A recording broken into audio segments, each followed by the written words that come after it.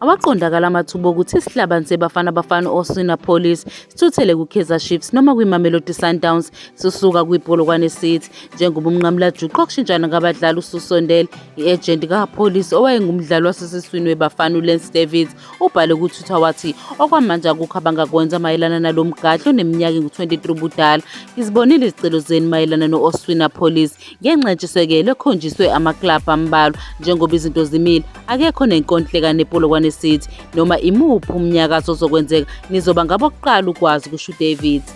Sekunesikhathi kukhulunywa ngo-Police kanti umqondisi wezemidlalo kuKaizer Chiefs uKaizer Motaung June uvumile ukuthi iqembu lakhe libe nezingxoxo nePolokwane City. Kuke kwabika ukuthi iSundowns ikulomjaho kodwa noma yiliphi iqembu elifuna ukusayinisa lesi sihlabani seBafana okungenzeka ukuthi sengeze inani laso ngemuva kokushaya amagoli 2 ezweni laso sibhekene neSouth Sudan ngenyanga edlule.